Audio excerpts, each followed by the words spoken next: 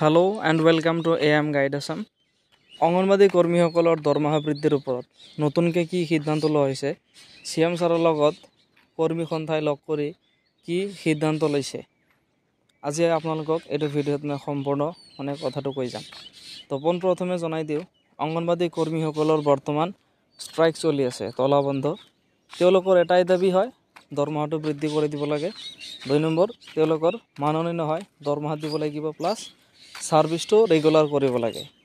কিন্তু এই বিষয়টো বাজেটত যিটো বাজেট হৈ গ'ল লেটেষ্ট, সেই বাজেটত উত্থাপন হৈছে যদিও কথাটোৰ ওপৰত কোনো ধৰণৰ সিদ্ধান্ত এতিয়ালৈকে লোৱা হোৱা নাই। মুখ্যমন্ত্ৰী ডাঙৰীয়াৰ লগত কৰ্মী সন্থা যি আছে, অংগনবাদী কৰ্মী সন্থা 1,21,000 টোটেল কৰ্মী আছে, অংগনবাদী কৰ্মী অসমত আছে। তো তেওঁলোকৰ এটা সন্থা আছে, অংগনবাদী কৰ্মী সন্থা।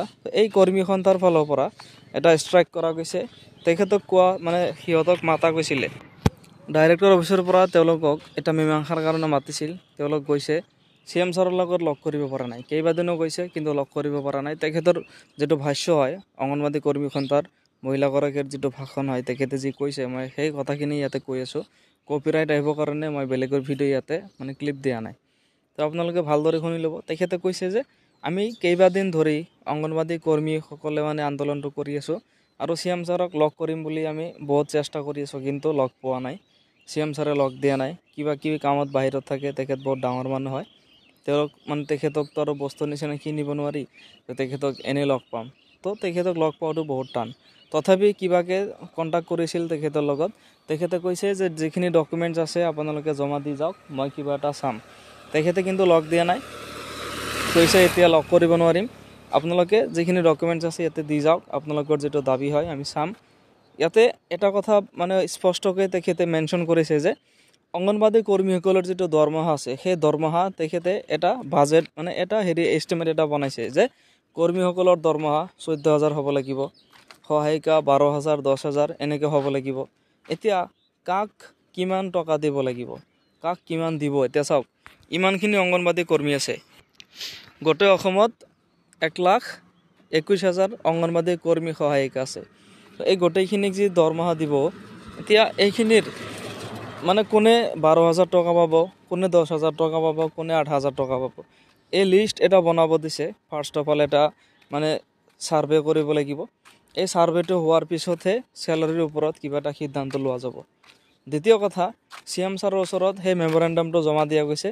তেখেতে বস্তুখিনি চাব, চালি জাৰি চাব ফাৰ্ষ্টত কি কৰা যায়।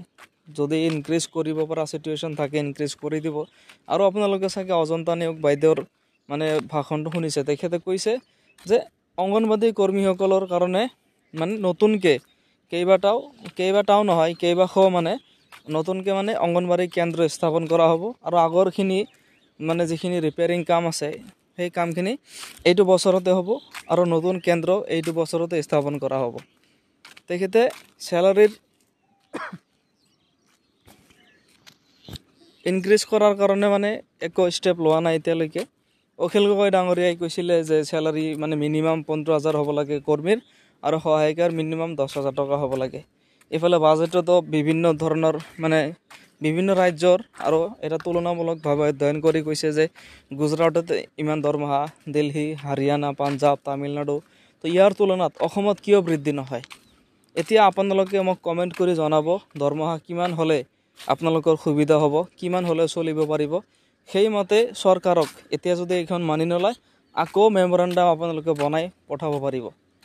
তো মূল কথা হৈছে, আজিটো ভিডিঅ'ৰ সাৰাংশ এইখিনিয়ে। CM ছাৰৰ ওচৰত গৈছিল, লগ ধৰা নাই।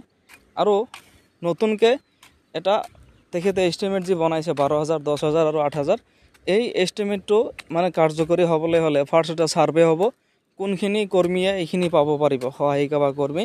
তেখেতৰ স্কুলে গৈ ছাৰ্ভে কৰিব, ছাৰ্ভেৰ পিছতে কিবা এটা ডিচিশ্যন হ'ব। তো যিখিনি মই আপডেট পাইছিলোঁ মই জনাই দিলোঁ। ইয়াৰ পিছত যিখিনি আপডেট থাকিব মোৰ চেনেলত পাই থাকিব।